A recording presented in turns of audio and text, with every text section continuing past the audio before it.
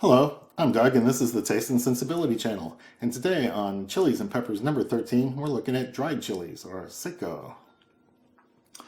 And dried chilies are just part of the culinary experience in Mexico and lots of Latin countries. Central and South America use chilies extensively and dried chilies extensively.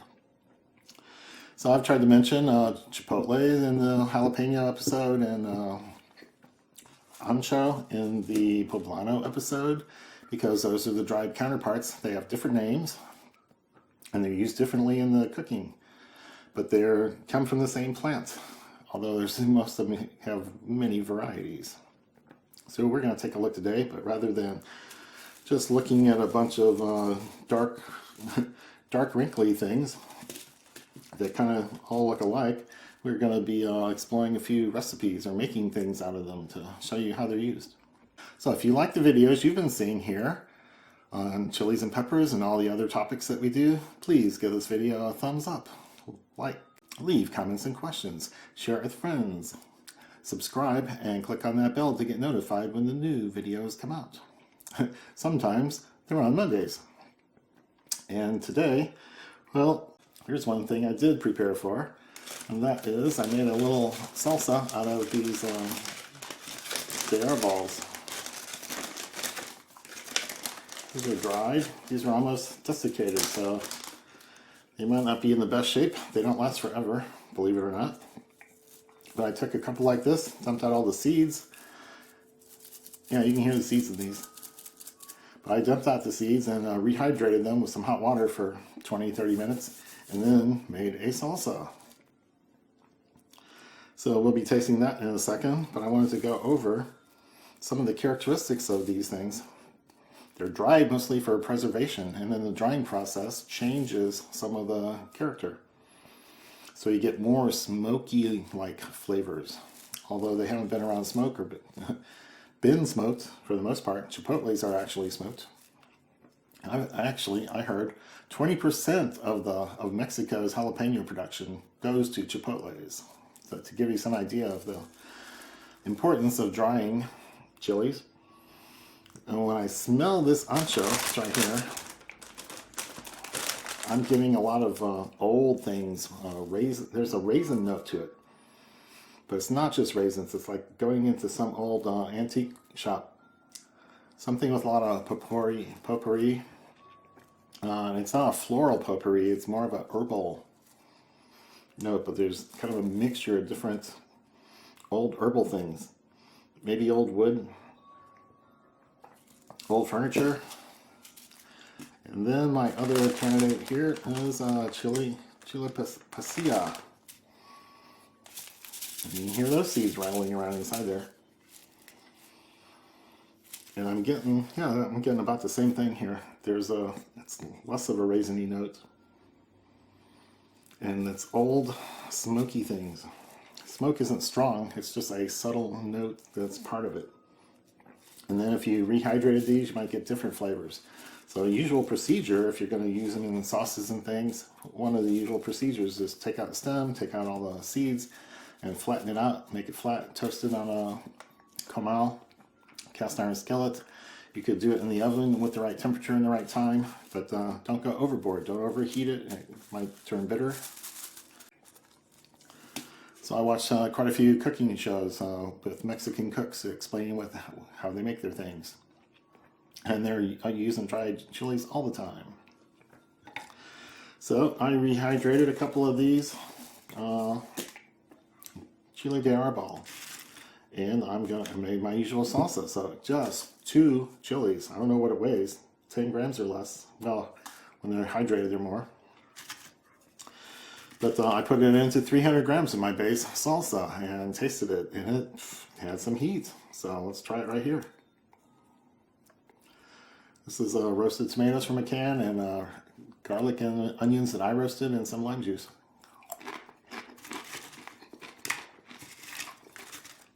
And just 2 small chile de arbol. And it is hot. These are reportedly about as hot as cayenne. Maybe a 7.5 on the Mark Miller scale. And I'm seeing over here on my chart 15,000 to 30,000 Scoville units.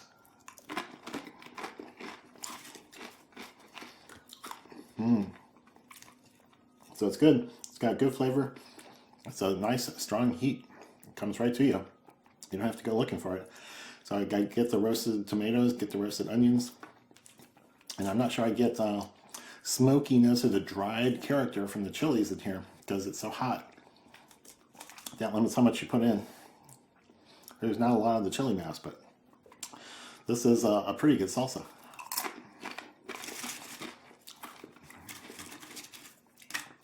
If you wanted some green flavor to it, you'd have to add some Anaheim or Poblano or green chili or jalapeno or something like that. So this is a pretty decent way to add some heat to a salsa. And this bag is going to last for many, many, many, many salsa batches.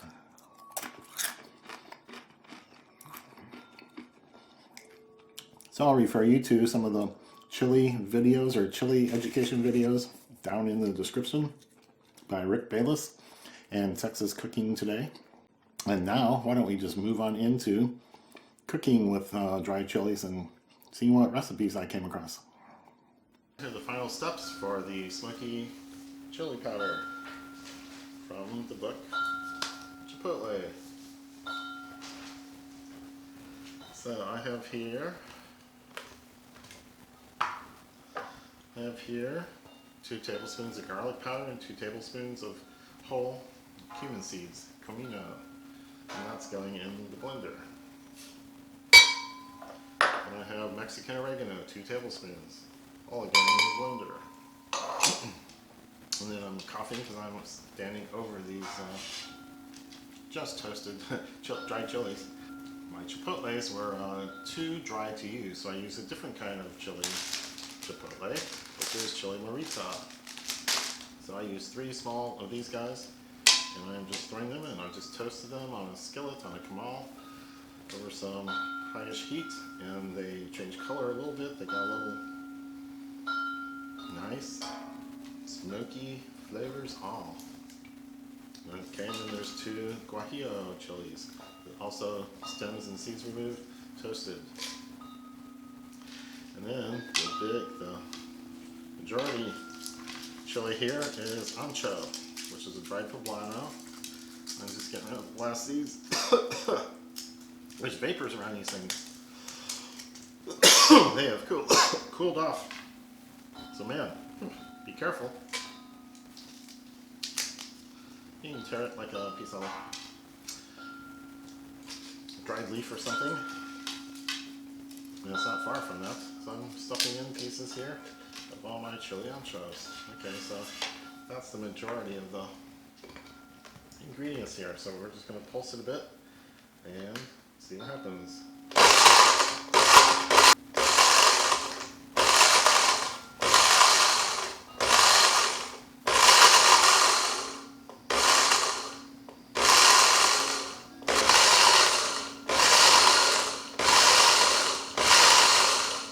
Okay, I've inspected it, and I don't think there's any big pieces left.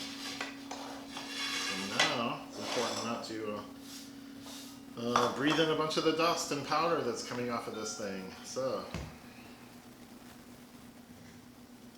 carefully, with your face away from it, pour it into some receiving bowl to see. Wow. Okay, so that's a nice aroma. That is a nice texture. You can spoon it out into recipes. You can make lots of different things with this chili powder. So I will put it in a container to keep. So that's Smoky Chili Powder from Chipotle. And I did a little twist on it by using chili morita. Okay, I'm at the assembly step of the Guajillo Salsa from Mark Miller's book, The Great Chili Book. So in the back he's got a few recipes. This one is Guajillo Salsa, which uses half a pound of dried Guajillo chilies. So why don't I just show you the B-roll of the prep of these things. They start out dry and dark and leathery. Let's just show that right now. So this is what dried chili processing looks like. So there's a guajillo. It is full of seeds. It's fairly flexible, like a very fine thin leather. And you can tell there's some moisture and oils. They don't come off on your skin, but if you touch your eyes you might find them. So I take scissors and just cut off the stem end, cut a hole, and cut all the way down to the tip. And start getting out seeds, and usually ribs.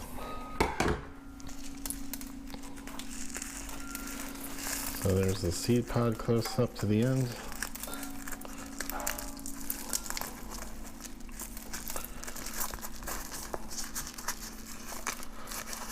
So it's like some plastic film or leather. Very thin, very flexible. When I throw it in the done pile. And go on to the next one. So, goes pretty quick. It is not hard, it's merely tedious.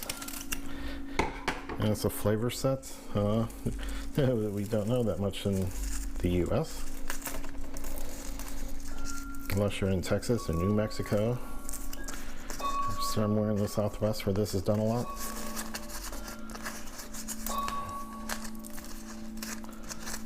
Okay, there's the next one. I pretty much have 99% removal of all the seeds and sometimes the ribs too. Then after I clean them up and did a little toast in the oven, 4 or 5 minutes at 300 degrees F. Then you rehydrate them in some hot water, not quite boiling. Put some sort of weight on top, a plate or something, and hold them down in the hot water. And that'll go anywhere from 20 minutes to an hour or so. So I've got all the parts here now, and I'm gonna try to assemble this. So I don't know if I should be using my food processor or my blender, so I don't know how much it's gonna make.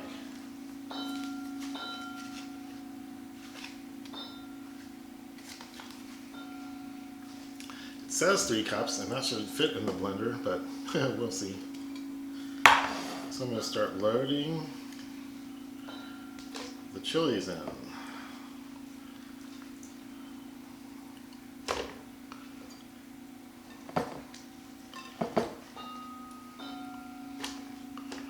I'll just do a few portions at first.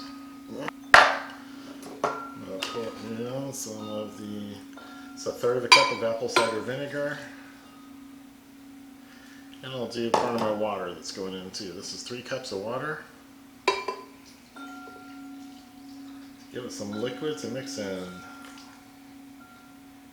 I'll throw in a few of the tomatoes.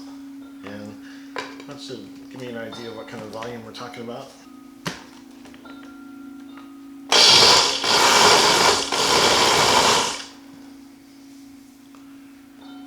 Okay, that's making me a little worried, but it's not all going to fit.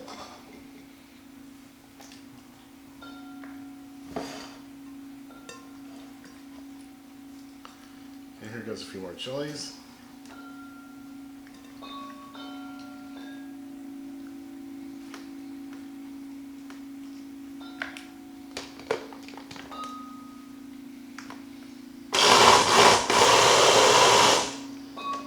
Moving. A few more tomatoes. So yeah, the tomatoes worked out.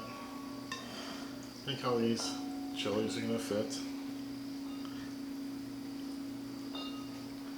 Gonna be close. I think everything but seasoning is mixed in here. So there's 2 teaspoons of toasted pumpkin seeds. And he calls for 5 large garlic cloves, roasted. Well, I roasted 6. It'll be good. And then the last thing here, I think, is a teaspoon of Mexican oregano, a teaspoon of salt, a teaspoon of ground cumin. There. I think that's all that remains. So there's a slight problem with the recipe for this Guajillo Salsa. That it wasn't clear if the 3 cups of water in the list of ingredients is just for hydration of the chilies or it's part of the recipe. So if it's just for hydration, then there's cup too much water in this, and if it's part of the recipe, then I didn't put in 2 cups that should have gone in. So I'm starting to think more and more that it's just for the hydration, because the way it's written, it's not really clear. So when you write recipes, make it clear. So I'm going to taste this salsa on a lightly toasted corn tortilla.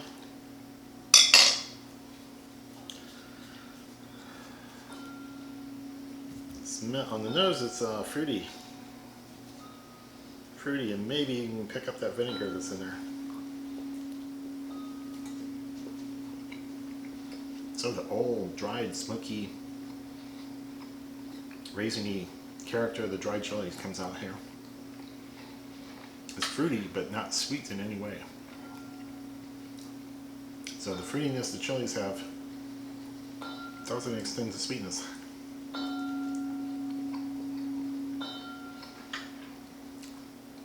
Nice combination of tomato and vinegary, even though the vast majority of the stuff is chili.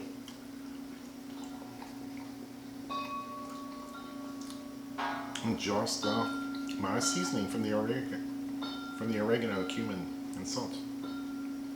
Okay, so that's enough of that. I got a little bit of a pork chop from an earlier meal in the week. I was going to try on that. Fruity things tend to go with pork fairly well. So this is a pretty tasty grilled pork chop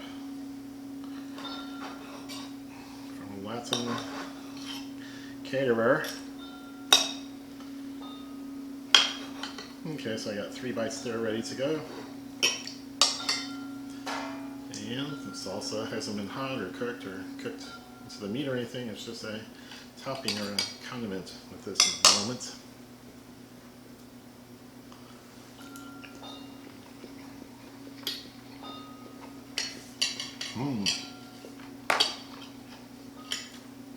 Again, there's old, dried raisiny nuts.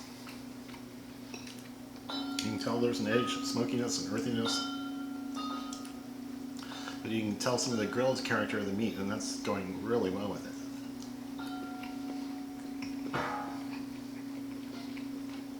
Fruitiness is lightened up a little bit. It goes, it's like a aged ketchup, aged smoky ketchup. There's not much tomato character. It's a little bit of fruitiness, different than the tomato, and a smoky earthiness. It's just, it's not in my tasting palate memory.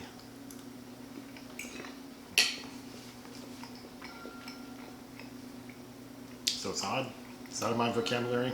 And I might be able to use a cup of this or so, or more, 2, in the coming weeks before it goes bad. So that's a plus. I just didn't need to make 5 cups of it. Guajillo Salsa from the Great Chili Book. Okay, well here's one of the easiest recipes in this book called Chipotle, which is Chipotle Butter. I have here 1/2 stick of butter, softened room temperature.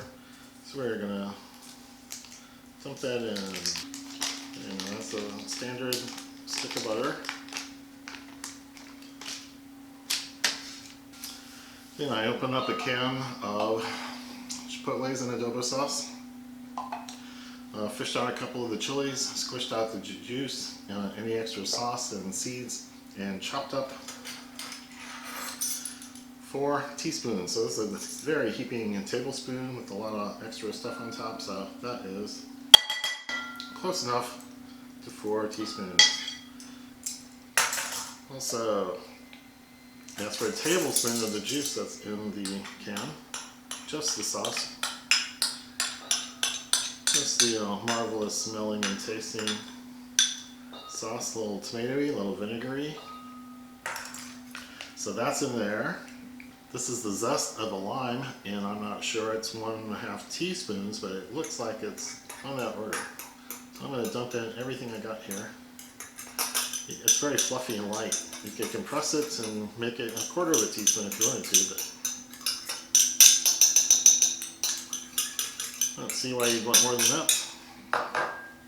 We are adding 2 teaspoons fresh lime juice, 1, 2. And then the very last thing, 1/4 teaspoon of salt. So just put that in now. Also. And this is unsalted butter, by the way. So be careful what kind you get. And let that determine whether or not you add salt to it. And the recipe in the book says put it in a food processor or a blender. And my equipment does not handle things this small. So I'm just going to use a fork and a bowl. This is the kind of bowl, this is the arrangement I use to smash up avocados for my guacamole. So I'm just going to do the same thing here. I don't think it's changing any anymore, so this might be where I taste it.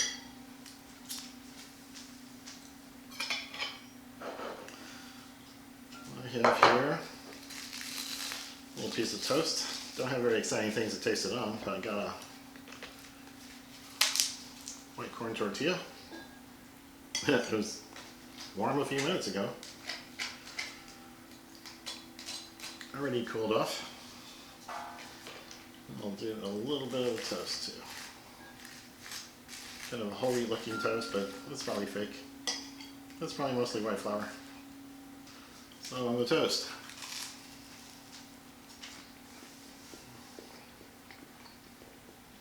Buttery brightness from the lime juice and zest. Wow. That was nice and fresh.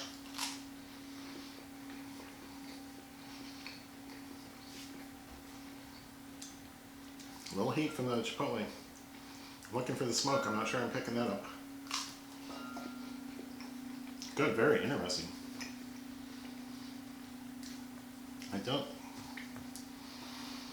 I'm not really picking up the acidity in the adobo sauce from the vinegar or tomatoes. It's all coming across as lime.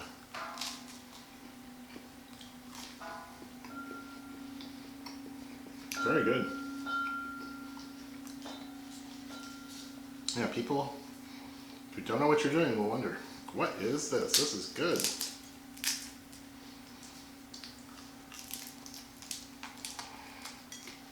Well, tough. Goes with the corn as well as it goes with the wheat.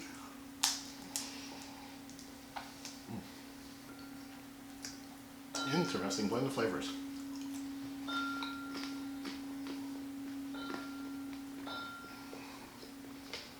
So I can see this disappearing in the next week. So that's what it looks like. So I've got some covered bowls I can keep it in the fridge in, and it won't last long. So that's Chipotle butter. Okay, so here's another recipe from the Chipotle book. And this one is hummus with roasted garlic and poblano chiles. And it uses 3 kinds of chili peppers. So I've got a roasted poblano here, which I'll throw in near the end. I have some chopped up chipotle from a can in adobo sauce. And then I have a smoky chili powder that's also a recipe in the Chipotle book. So that is in here with the spices. So I'm not going to go over all the amounts, but I am going to put in about 2 cups of canned garbanzo beans, and then some good quality olive oil is going in there, and then tahini, which is sesame seeds paste, and a whole head of roasted garlic. I roasted, let it cool, and took off all the papery stuff. I'm going to do my smoky chili powder, some cumin, and salt. I'm only putting in 1/2 or 1/3 of the salt, I think, I need, because I like to minimize it when possible. And the last thing going in this round is 3 tablespoons of lime juice. 3. Got the chopped up chipotle. There's part. They say 1 to 2 teaspoons. I've certainly got 2. So there's no shortage of the smoky chipotle here and here. Now let's see how it mixes. You can add a little bit of water later on if we need more, and I haven't put in the poblanos yet, so let's see how it goes. I'm going to pour in a little water while it's going to get the consistency right.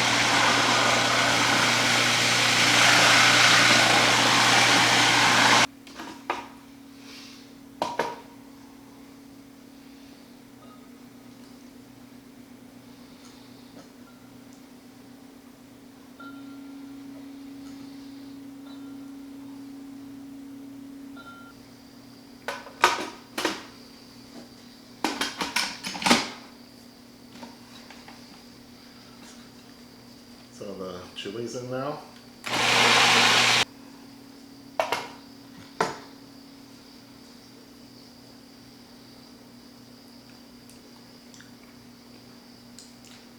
Oh, that's interesting. There's a spiciness, there's a smokiness, there's a little heat. And some of the green flavors from the poblano chili, and it has some heat. And so do the chipotles. So, yeah, I'm going to get some a corn tortilla and some pita bread and give a formal tasting. So here's the taste test of the hummus with the roasted garlic and poblanos. It made about 1.5 pounds. I'm sure this part weighed 23 ounces. And I'm sure the container weighs a couple ounces, but this would take it up over 1.5 pounds. So I am very pleased with the yield here, because this is very, only takes like 2 cans of the garbanzos, the chickpeas, and poblano, juice of a lime. So, let's not put that too far away. So I'm going to taste this on some warmed up pita I just got out of the oven. Wow, it's not quite smooth. It's not silky smooth, but you could keep on processing, blending to get a finer consistency. But this is nice for me. So I'm getting smokiness, I'm getting a little heat. It's just interesting. It's a good, nice little touch. I always love hummus in restaurants, and I don't buy a lot in grocery stores or buy commercial ones, because I want that fresher, good experience in a restaurant without being wrecked by other kinds. So I don't usually mess with flavored ones, but this is really nice. This might be my dinner here.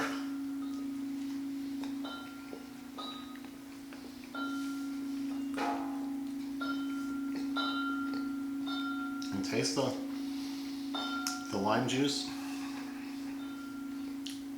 smokiness of the chipotles. I'm not sure if that's from the chili powder or from the canned chipotles. So it's great on pita. There's a few triangles of a white corn tortilla. I heat it up and toast it a little bit in a cast iron skillet.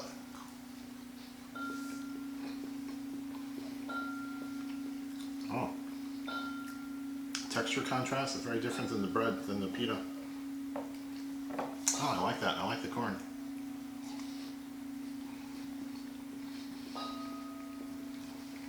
I'm going to toast these a little more and a little browner, or just use fried chips. Okay, success. I can make this now. Thumbs up. So I hope you've enjoyed those little explorations in how the dried chilies are used. And I've pulled back the camera a little bit to show you a little bit more of the set, because these posters are so big. But these are both named the Great Chili Poster. I think it's just the photos used in the book by Mark Miller, The Great Chili Book. But the photos look very similar. And this one over here is Fresco. And it's just a compilation of all the chili photos used in the book. And over here we have Seco, dried chilies, like we have today. And those look very familiar if you thumb through the book. So I just wanted to point those out, that those are available at all your favorite poster places, and very interesting to have on the wall when you like culinary themes. So I think that'll wrap up this episode on dried chilies, Seco. We will move on to something a little hotter next time. I think they're going to be called finger peppers, and then Arapaho, and then Tabasco, but we'll have to see how the order shakes out. So come back for all that, and cheers.